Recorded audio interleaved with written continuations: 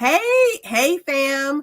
If it is Wednesday, it is Wine Lovers Wednesday, and I'm so happy to be here with Kindra Dionne. Hey, Kindra, how you doing? I'm doing fantastic. How are you? I am doing well. I have to say I'm a little cold today. Like, you know how you get that chill and you just can't warm up enough? So I Me, have that everything. going on. I have a space heater, fuzzy socks, slippers, and you can't see the blanket in my lap, but I feel you. I'm right there with Yes. you. It is like that, and I'm gonna let winter do its thing, but I do have a space heater next to me also. I definitely do. So tell people who you are and what great things. I have to say, she is not going to disappoint at all. Yeah. Oh, thank you. So I am Kindra Dionne. I am the owner of 50 Leven Wine. I'm super excited to enter this space in this industry. My background professionally is business and all things development. And I became a member of I say the Unicorn Society because it's not a whole lot of black and brown winemakers in this space. So I always feel like we're just unicorn out here spreading sparkles and pixie dust one wine glass at a time. But I became a member of this industry, this community, this winemakers community. About 2 years ago, we officially went to market selling our products back in October of 2021, but the development started way before that. So I'm just super excited to be here in this space to bring an incredible collection of products to you all and just share it with different people, one glass at a time, making a difference, changing a life, and create new relationships. There you go. So you are a local girl, and you are from Virginia, and you are the first Black winemaker in Loudoun County, Virginia. Is that correct? Absolutely. Born and raised in Richmond. Don't judge me, judge yourself. Every time I tell people I'm from Richmond, I start rolling. They're like, oh, you one of them. Yes, she is. Oh, Okay. did you All go to it is. VCU? Did I you? did not. I actually went to Winston-Salem State University, SU, Okay.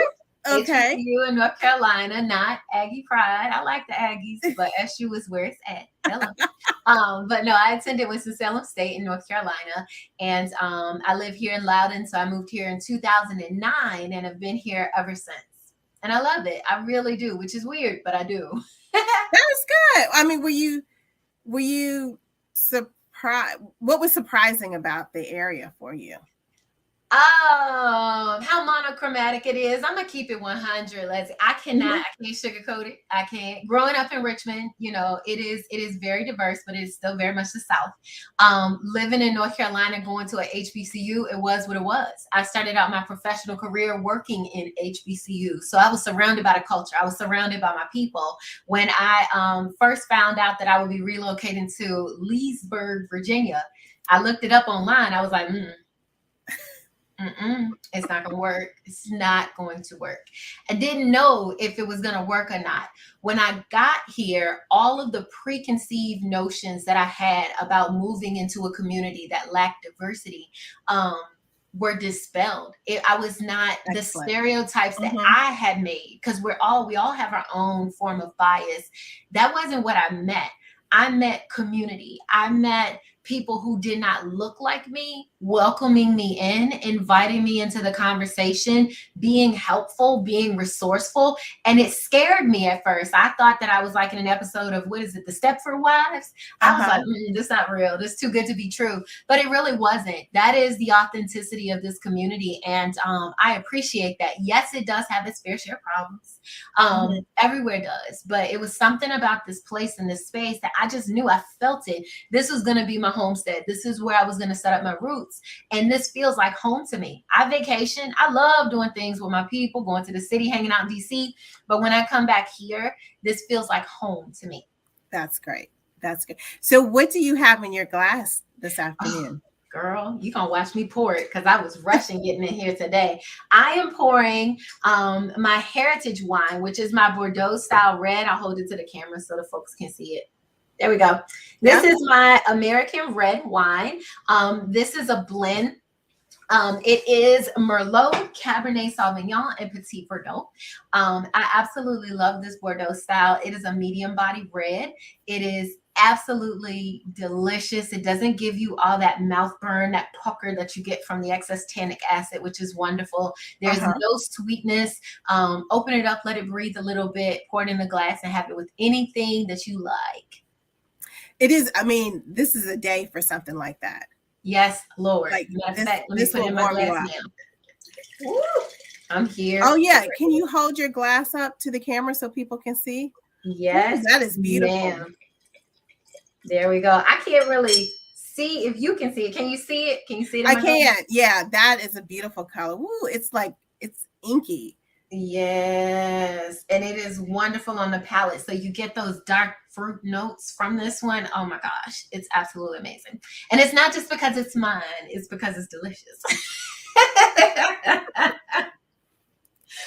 It's the truth. This is my jam right here. I love this one. And the Dolce Zaya in my collection is slightly sweet. That's my, don't judge me, judge yourself. That's my everyday of the week. She just need a little something to take the edge off wine. But any given day, you can find me with some Dolce Zaya open somewhere in my house. So my friends know they'll stop by any day, ring the doorbell, and I got something open that we can sip on together. I call it market research. Oh, okay. Oh, yes, that's what I do. Yeah. I do a lot of market research. Market research, yep.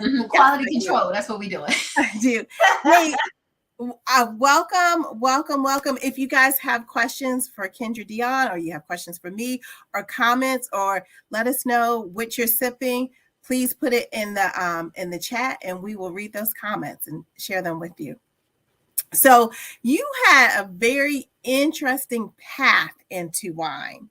You started off as a wine consulting to vineyards and what have you, and you weren't making wine, you were just about the business. Can you tell us how this all came about? Yeah, absolutely. So my path into it came from a position, several positions that I had working for local government, actually. So when I first started here in this community, I worked for Loudoun County government. There I was in the workforce resource program. So part of my job was to not only help job seekers find their next best position for themselves, but also to help local businesses and industries find their next best candidate for their position, organizing events such as hiring events and opportunities for like informal interviews, meet and greet type things.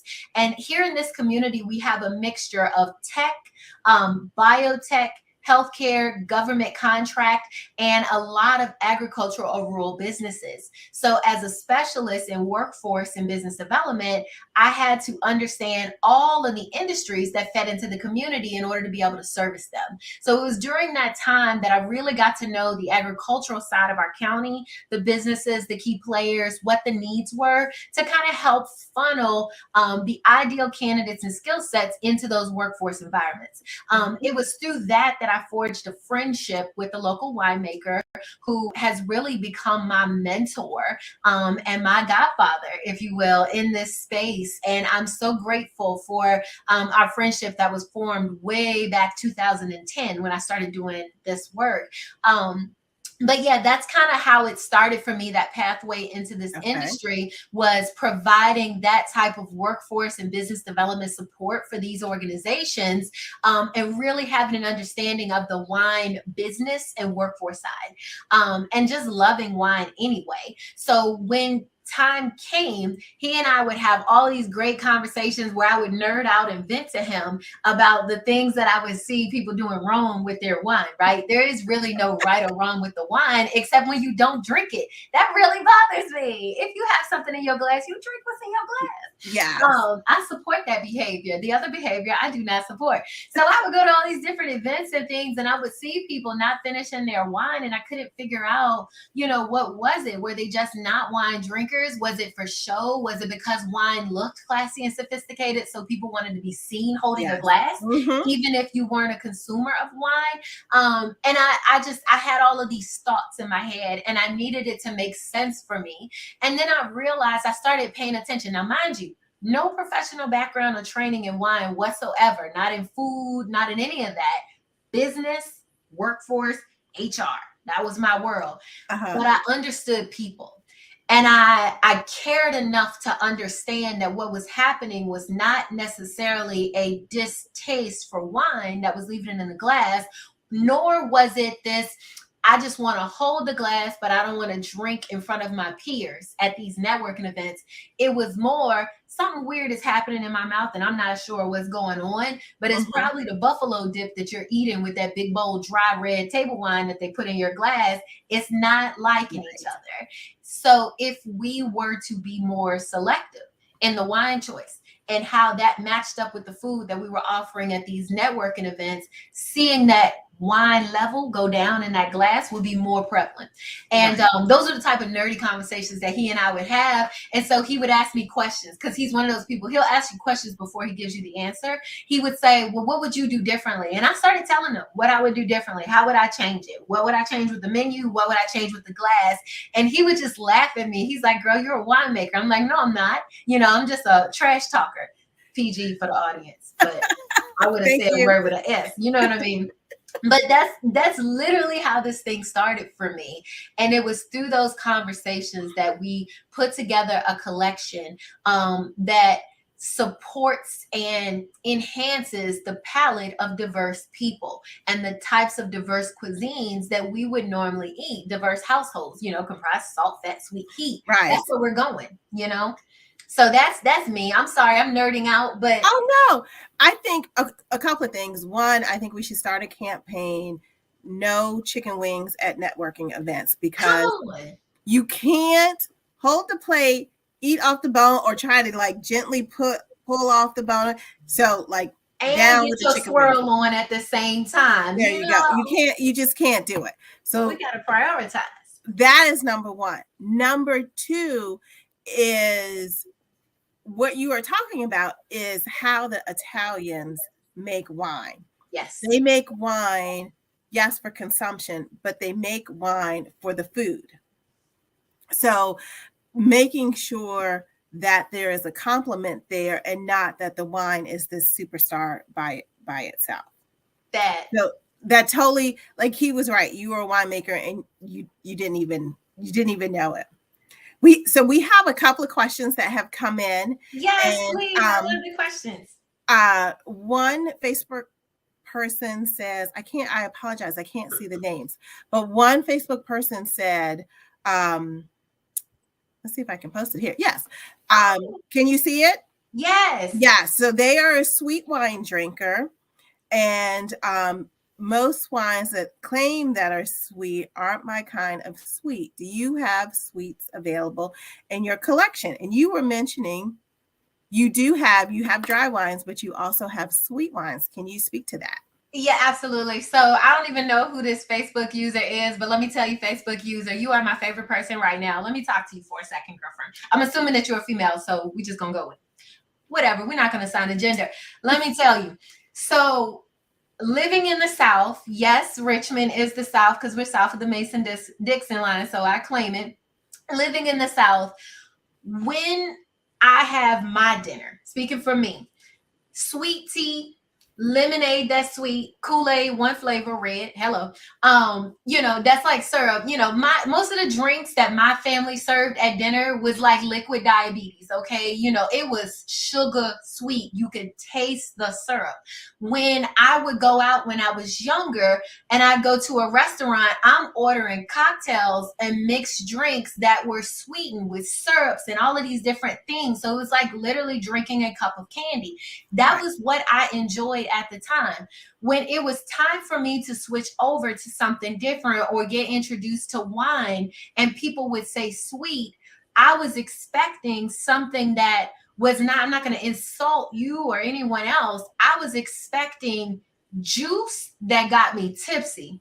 What I got was something completely different because my palate at the time tasted wine as if I was drinking a cup of pure alcohol with some grapes in it. And the taste wasn't tasting. Okay. Mm-hmm. It wasn't syncing up and I couldn't figure out what it was.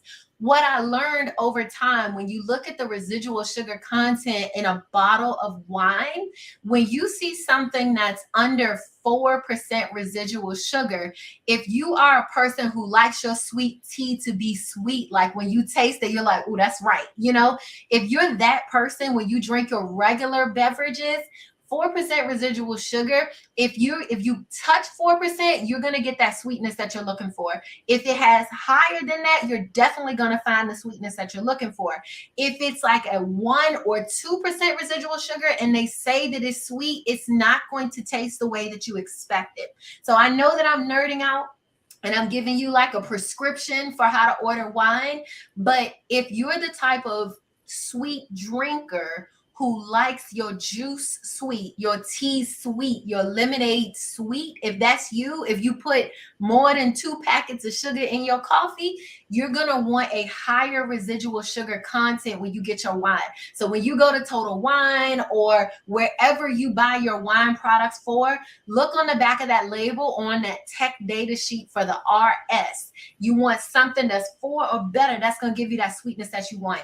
In my collection, I have one wine that's 4% residual sugar, which is my Dolce Zaya. Now, I will tell you, while that is what most wine drinkers would consider a pretty high residual sugar number on that particular wine, it is a red wine. The base of that red wine is a Chambourcin grape. Chambourcin grapes tend to have a more, in my opinion, just in my opinion, tend to have a more bitter composition to them. So when you add that sugar to it, what it does is it softens that bitterness. So it's not going to be like syrupy sugar sweet. It's going to be like right in the middle, nice and smooth, sophisticated. It gives you those pretty optics for the Instagram photos and everything else. And when you drink it, you will actually enjoy it. And paired with the right food, you won't even miss the excess sugar.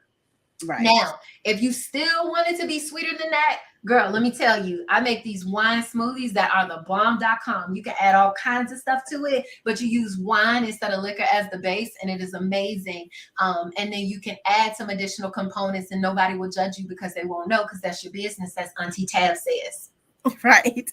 If not all wine labels have the RS on there, so you can also look for the alcohol percentage. Yeah. And if it is less than 10, it tends to be sweeter. Yeah. So if you look for that, it tends to be sweeter than that. And thanks, Kelly. Thanks for asking that question, because I know a lot of people are curious about that, who are sweeter wine drinkers. And so they try to figure out, when they're looking at the label, when they're shopping, what that is.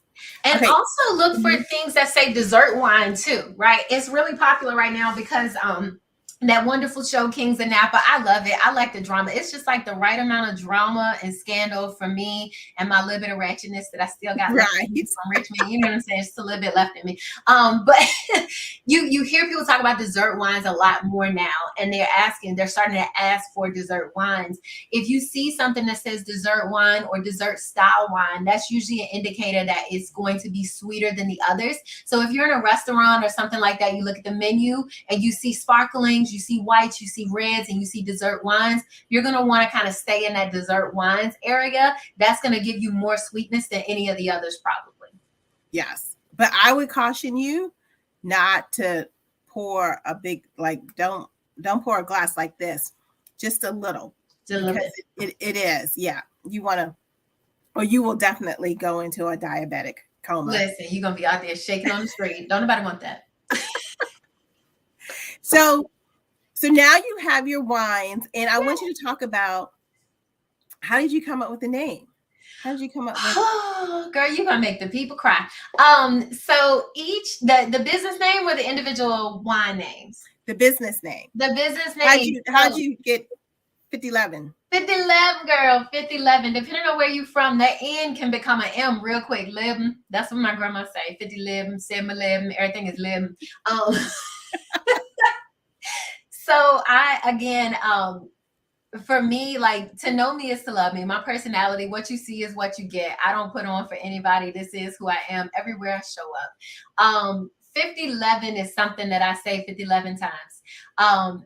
I participate in a lot of programs in my community. I volunteer. I serve on different boards. I run more than one business. During the pandemic, while recovering from some other health challenges, non-COVID related, I published a book and launched a wine company while still running a business and preparing my daughter for her freshman year in college at the same time. So I literally was doing 50 11 things at the same time and doing them well, surprisingly. So when it came time to name this company, I had no problem figuring out what the collection was going to be, what types of blends, were there going to be varietals, what were the composition of those things going to be. Like, that was no issue. Coming up with the business, the actual wine names on the bottle and the romance copy on the back of the bottle, no problem. Marketing, got it all day. When my friend and mentor asked me, so what's the name of the company? I was like, huh? He said, what's the name of the company? I was like, you know what, Doug, I got 50 11 things going on right now. I don't have time. And he was like, well, I've heard you say 50 11 times. So I think that's the name of the business right there. And I was like, you know what, you're right. Because I do say 50 11 all the time. That is something that is near and dear to my heart. It is homage to my Southern roots. Those who get it, get it. Those who don't, is still classy enough that it'll pass. But I know a lot of my consumer market shop by label. You know, we go through the store, we walk through, and if there's a label, design, or art that really captures your eye, you're going to double back and look again. You know, not knowing what's in the bottle, it's the label that drives a lot of my consumer demographic to purchase. So I thought that if I put something up there that those who got it, saw it, whether the design was dope or not, the name was enough to make people double back. So I would literally envision it every time I go into Total Wine or Target or wherever alcohol and wine was sold. I would literally take pictures of the shelves and just kind of do a blind study to see which label stood out and which one my eye was drawn to first, right? Seeing Snoop Dogg's face on a bottle, right, was attention grabbing. I'm like, is that Snoop? So nothing else on the shelf mattered. I was immediately drawn into that bottle. And then I was like, how would 50 11 stack up against it? And I'm like, depends on how country they are. You know, if they walk down the aisle and they saw 50 11 on the shelf, would they grab it? And I literally conducted some market research and did a focus group from across the United States, just different people. We had about 50 people in the group. And I put some names out there just in a list and say, what pops out to you first? And I literally just started putting up a whole bunch of random things. And 50 11 was the one that everybody saw. When I put it in this one list, everybody was like, 50 11. That popped out. And I was like, that's the name of the business. That is great. It's complicated and difficult. I told you my background is BD now. I got you on the business development. But it's really about the people. I just wanted the people to know, you know, this is for you. This is for them. This is for us, you know, and I wanted that name. I wanted it to be a subtle homage. I wanted people who it was designed for to see it and say, oh, I don't know who made this wine, but I'm getting this. That's what I wanted to happen. Well, I think it does happen. I think it resonates with a lot of people. I don't know who wrote that. I see it on the screen, but yes, honey, whatever. She ready. I am. I'm sorry. Look, I have flashbacks. Don't judge me. I'm gonna sip some wine. That's classy. That's sophisticated. Remember where I'm at? I'm sorry. I can't even say it's because I've been drinking, because I literally had one sip. Y'all, I'm like this all the time. If you ever go out and drink with me, you're gonna have a real great time. I'm just saying. I am. Sorry. Which brings me to my next question. Thank you for that segue. So you have your label in Virginia. Yes. Do you have a tasting room? I do not have a tasting room yet. We do a series of pop-up events all over the place. So we've done a lot of events out at Fabioli Cellars. So if you go to my website, 5011collection.com, and subscribe to our website, you'll see it. Also, if you follow us on social media, at 50 11 Wine on Instagram and on Facebook, we post the events. As a matter of fact, we're participating in this great event. If you can get down to Richmond, there's the Untold Stories Black Food and Wine Festival in Richmond this Sunday, the 20th. Oh, wow. I have it posted on my IG. VIP is already sold out, but you're going to have the best of Black wine and spirit makers culinary geniuses from all over that'll be there. It's really going to be a dynamic event from 1 to 6 p.m. It's worth every penny. So I'll be there pouring at that event. But we do things like that all over. On, let's see, the next public event that I'm doing is that's not sold out is the 26th of March. There's a young lady by the name of Ashley. I'm so proud of you, Ashley. If you're watching, I'm proud of you, girlfriend. She just opened up 514 Wine and Paint Bar in Dumfries, Virginia. Yes, I know who you're talking about. Yes. Amazing. So we're doing an event with her. We're doing a sip and paint day party. So we're bringing in a DJ, a Caribbean chef. We're going to have painting. We're going to have the entire 50 Leven wine collection there. That's going to be awesome from 3 to 6:30. So tickets are available for that right now. But that's the type of stuff that we do. We do private events. We do private parties. We host our own little events. All kinds of things. So child, you'll find us in the streets. Just keep looking. You'll see us. No, she literally just opened up like this weekend, right? It was her ribbon cutting was on the 3rd or 4th. I'm probably lying, but it's one of those days because I know I went down there and I gave her a gift bottle as a congratulations. Okay. So, and I met her family. Her family's amazing. They really are. That is wonderful. She got 50 Leven kids, but that's okay. That's her business. I'm gonna take right. That is her business. That is her business. The event is isn't it in Woodbridge? It's Dumfries. Yep. Right next door. The paint and sip is in Woodbridge. The Untold Story you said is in Richmond, correct? In Richmond, yes. So we're stretching out across the state. We're going all over Virginia. So the Virginia ABC doesn't want me to be great, y'all. So they restricted where I can. No, I'm teasing. They have been fantastic. I'm very limited on the states and jurisdictions that I can ship into. So Virginia, DC, Florida, and Alaska. If y'all have cousins in them in Alaska, tell them to order 50 Leven wine because I don't know nobody in Alaska. If you know somebody, help me out. Do you know, which kind of makes sense because we were looking at Alaska, but we just decided this is not feasible. Like, how we gonna do this? The shipping costs more than the wine. Right. But Alaska has the highest number of wine drinkers in the United States. See, listen, I think me and you, Leslie, we should open up a franchise model out in Alaska and make this thing happen. Exactly. They have that, which kind of makes sense because it's you're cold. In. What else you gonna do? Right. Yeah. I know if I was out there, I would have to lean all the time. No offense to my Alaskan natives. Please buy my wine. I'm sorry. Right. Well, look, the thinking is we don't have that many Alaskan viewers, so you don't have to worry about. And I doubt if their cousins live down here also. You got cousins in them here, right? Yeah. Right. No, Alaska is wonderful. Actually, I do a lot of work with Native American communities in the Midwest, and when we do annual like contracting conferences and things like that, I do meet a lot of Alaskan natives in terms of Native Americans. So it is my hope that through those connections that I'll continue to expand across the United States as best as possible. As a part of our future expansion, we are looking to open up a physical tasting room, a version of a tasting room. We'll just say that. More details to come in 2022. So we're currently in lease negotiations for a space in Loudoun County. But we are also future planning, looking at land. So you know what that means. Oh, yeah. That's an endeavor. We're getting there. We're getting there. Slowly but surely, exponential growth. Right now, we're retail only. So I do see the user comment. What about wine tastings? We do host a monthly wine tasting event. Again, subscribe to our website. Definitely follow us on social media. If you're not the website subscribe and type, that's fine. Whatever your preference. But that's how you find out about the different tasting events.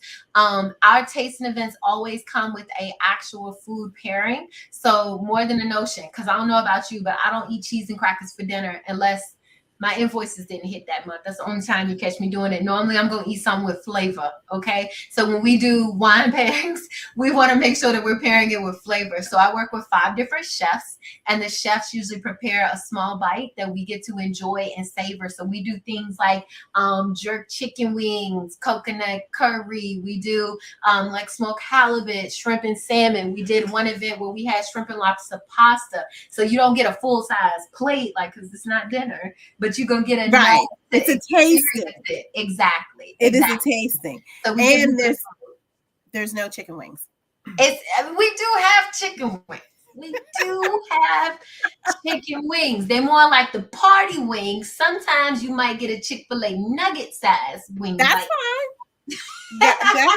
that is fine. Yeah, but we really want you to have the experience of what would it be like if I had a bottle of 50 Leven with my dinner. That's what we want to simulate. Which is from the beginning, you are making wine for food. This yes, is definitely your food wine. I'm quite sure you have some porch sipping wine too, but this is definitely. So would now be a good time for my breaking news? Oh, please. Oh, yes. Yeah. Okay, breaking news. Dun, dun, dun, dun. Is there music? No, that's kind of dramatic. Anyway, happy breaking news sound effect right there. So I am adding 3 additional wines to the collection. So right now we have 5. Okay. So we'll be adding 3 additional wines. We'll have a white port that'll be coming out in the collection. We'll have an apple wine that'll be coming out in the collection. So for my sweet wine drinkers, that's your porch sipping apple wine. Forget the mimosas for brunch. You can have that. It's wonderful. We did a tasting event. We called it the Super Bowl pregame. Okay. On Saturday, where we did a wine and popcorn pairing. Shout out to Popcorn Monkey in Manassas, Virginia. Another Black-owned business, dope and dynamic. They do gourmet popcorn blends. Amazing. So he did 5 custom blends for our wine tasting event, which was awesome. So my winemaking partner brought the apple wine from the tank for the group to taste it, because it's almost at the point where we call it finished cooking. And everyone loved it. So that's going to be perfect for summer. So that'll be out in May timeframe, just in time for Mother's Day brunch events and summer season. And then we'll add a bold red. We're going to have a Petite Verdot varietal added to the collection. So that'll be out this spring as well. Yep. That is Petite Verdot is one of my favorites. Yeah, man. So I will be there. I will be there. For those, I put the correct website. First, I put the wrong website. That's okay. I put the correct website in the chat. So if you want to follow Kindra Dionne, you can go to our website, and also the events that she was talking about. Those are all listed on her website as well. Oh, I just figured out that there's a whole comments button over here, and I can see the chat. Y'all don't judge me. I'm a little slow. That's not hard. I'm doing the best I can. So you are a fairly new winemaker. What has been, or what have been, some of your challenges? Ooh, I would say, and I'm being 100% transparent, the biggest challenge that I've faced so far in my wine journey has been me. It has been me. I am confident in a lot of things, but this industry did not have a lot of places for me to hide. I could not hide my insecurities. I could not hide the things that I did not know. I could not hide my personality. I couldn't hide anything. And I did not blend in the traditional wine circles, right? So I would allow my insecurities to make me play background in a lot of different situations. I wouldn't put myself out there because I was afraid of the wine snobs coming after me. I call it the wine snob mob coming after me, asking me complicated questions, or, what is the pH balance of the soil that you grow your grapes in? I don't know, things like that. I was terrified of that. I thought that people would come for me, if you will, and my insecurity would not allow myself or allow me to put myself out there as much as I could have or should have in the beginning. My mentor told me, he was like, you are the brand. You are the business, and the people who will support you because you show up as you. Don't try to be someone else, and don't try to play to them. They are them, you be you. I don't know what happened to me when he said those words. I knew those things. I told my daughter those things before I sent her off to college, but it didn't resonate with me until it was almost like he gave me permission to show up authentically as Kindra. Right. Country, little bit of city, little bit of HBCU. Favorite song is Between Nuck If You Buck and Praise Is What I Do. That's me. That is who I am. You know, I'm saved, but I drink, I cuss a little. That's just me. I'm not perfect. I'm not polished. I'm not pristine. I love a good hoodie and a ponytail over makeup and straight hair any day. That's Yes. me. That is me. I love dressing up, but give me some sneakers and a sweatsuit and a bottle, not a glass, a bottle, judge yourself, of wine. And I'm happy, right? Mm-hmm. That is me. And I needed to be able to show up in this space as a boss, as a business owner, but as Kindra and not a representative who was trying to fit into a social class that wasn't designed for me. So I'm creating my own space. And I love the fact that organizations like the Roots Fund and the Hugh Society and all these really dope and dynamic winemakers and wine brands of color are making a place for us to show up authentically in this arena. I love agree. it. I definitely agree. Yes. So you talk about potentially there could be a tasting room in the future. Yes. Which is more than a notion. What other things do you see in the future for 50 Leven? Woo! So I would not be true to myself if I did not have business incubation and business launch resources in the works for 50 Leven.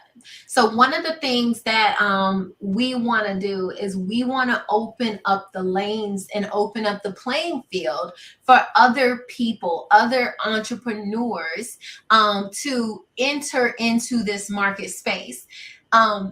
Wine making is not for everyone. This is it's more than a notion, right? It's not easy. Of course, there's all kinds of other things you can do to shortcut the shortcut, but there's no shortcut to delivering a quality product that's not only palatable, but that has staying power, that can stick around for a long time. But there are places in this industry for so many different professions, so many different businesses, from branding to marketing to graphic design to supplies and supply chain logistics to distribution and sales to restaurants, hospitality, customer service, so many different avenues.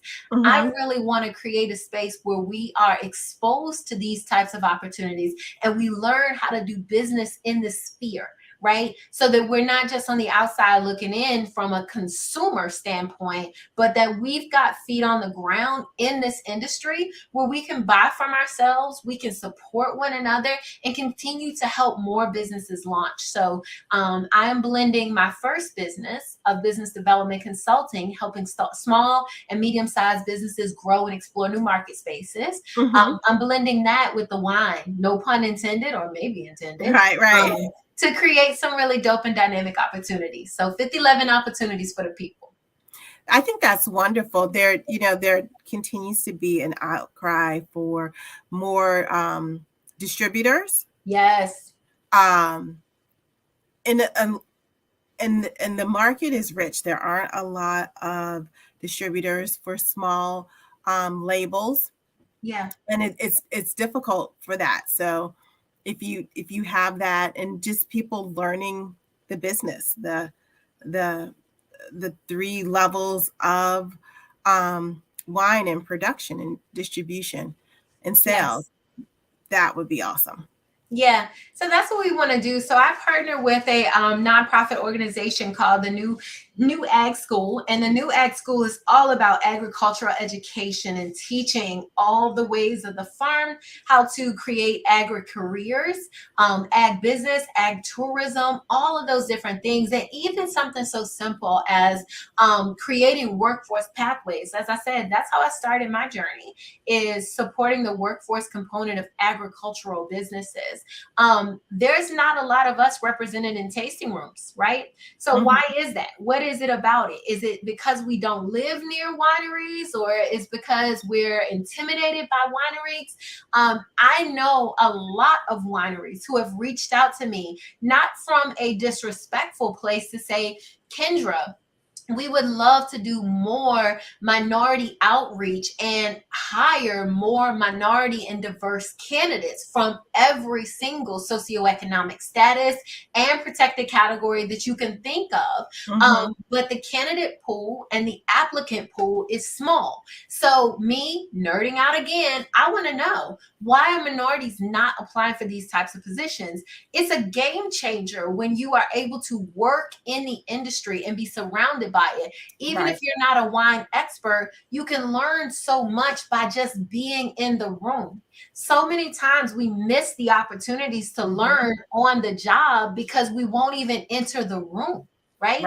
So I want to make sure that we're opening up pathways so that when people are looking at different careers and different professions, and all of our young, amazing young people who are graduating from our nation's prestigious HBCUs with degrees in hospitality management, business management, supply chain logistics. I mean, you pick it, right? Are we looking at this industry as a viable career option for ourselves? And most of the time, that answer is no.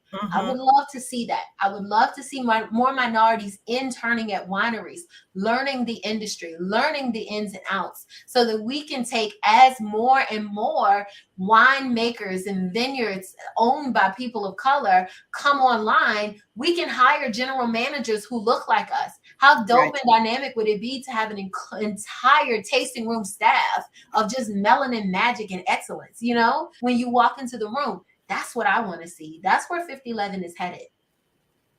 Excellent. So we only have a few more minutes. So yes, ma'am. I would like to play a little game with you. Uh-oh. Hold on. Let me take a sip. Go for it. So it's really easy. So since your wine leads with the food, I want to play a little game of what would you pair with this? Ooh, so I'll throw out a food and you will throw out a wine. Now I'm biased with my wines, but okay, we're gonna do this. Okay. So stir fried shrimp and vegetables. Ginger or soy base? Ooh, ginger. Let's do ginger. 50 Leven stride pear. And why is that? The 50 Leven stride pear is 70% Asian pear, 30% American pear with just 1% residual sugar, so it won't compete. And that pear flavor, something about pear and Asian cuisine that just elevates it to a whole nother level. So you won't lose the characteristics of the wine competing with that saltiness and that bright ginger flavor. I would do that all day. Okay. Fiddle faddle popcorn.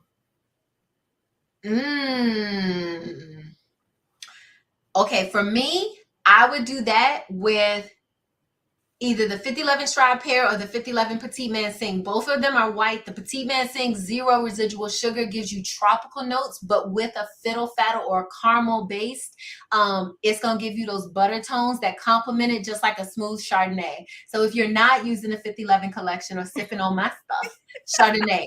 Absolutely. Give you that butter, that nice, or a dry Riesling. I would all day. Yep. Okay.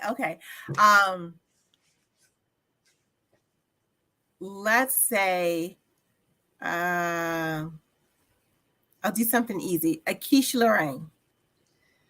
Ooh, we going brunch now. Quiche Lorraine. That's smoky. I'm getting smoky from the quiche Lorraine.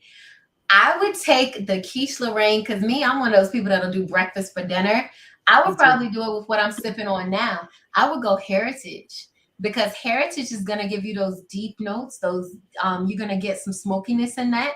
So I think it would complement the smokiness of that quiche Lorraine well. Most people wouldn't do like eggs in a red wine, but I think, hey, go with what you know. It's those flavor profiles for me, for sure. I'm so glad you said that because people get, they hear white meat with white wine and then they just get stuck there and they never move past that. So it really is important to look at those flavor profiles. Okay, so 2 more: country ham and gravy. Oh, she country. I like it. Okay, country ham and gravy. I would definitely do a wine that's going to give you more smoke vibes. Me personally, I would probably do that with a nice Cabernet Sauvignon, something that's probably more medium body than full body, so that you're not giving all that tannic acid away, competing with the salt of that wine, because that might be a blood pressure nightmare if you got high blood pressure or borderline. I'm just saying, keep it in 100. Or the 50 Leven Heritage, for sure, all day. Okay, so the last one I would say is pecan pie, chocolate pecan pie. Okay, so you're trying to give us sugar diabetes. Okay, chocolate pecan pie. I'm gonna have to take this one to the motherland. And we're going to give you that Wakanda Forever. I'm going to give you that 50 Leven Vibranium, which is that port style wine, because that one is going to give you those caramelized smoke rings and a little hint of chocolate swirl mixed in that. It is a dessert wine, but I think that paired with a good cigar and that chocolate pecan pie, honey. Yeah, that's where we going. If you're going to have dessert, have it all day. Exactly. Yes. Absolutely. Well, okay, so I put up the correct website, and thank you who also put it in the chat. I put it on the comments here. Please tell us once again on all of your media handles how to reach out to you.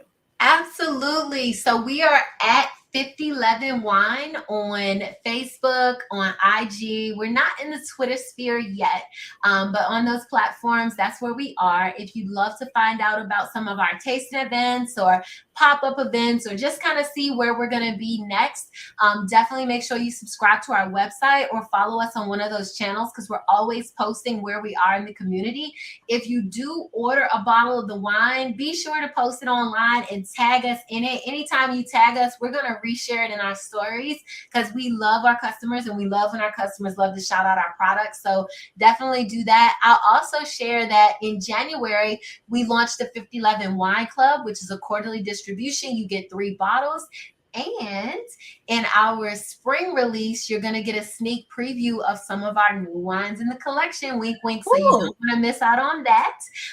So we got a lot of great things popping. So be sure to follow us on all of our social media channels, and know that I'm not the only one holding it down in Virginia. Shout out to Gwen at Shoe Crazy Wines. Shout out to Chris and Ricky and that whole crew over at Shaco Wines out of Richmond. Shout out to my girl Saida Armstrong with Sweet Finds Vineyard. It's a lot of us out here in this space, y'all. We are holding it down for VA. So be sure to check out all the Black winemakers in Virginia, because we're doing the doggone thing out here. That is wonderful. And I just have a couple church announcements. Come on, church. So this month, as we know, is Black History Month, and we have put the challenge out there to drink Black this month. So let me know how it's going. Put it in the chat. Put it on the Wine Concierge site or the Shades of Vino site. And if you are unsure where you can find Black winemakers, we have one here.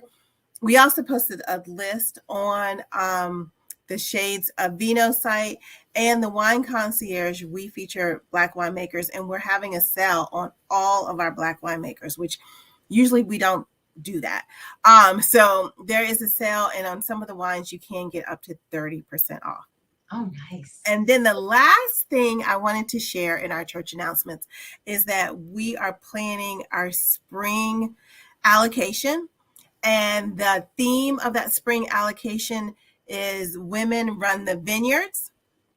And so we are going to have all women winemakers or owners that is in this collection. So if you are interested in becoming a member of Shades of Vino, please go to the website and sign up. I think you're going to love the collection.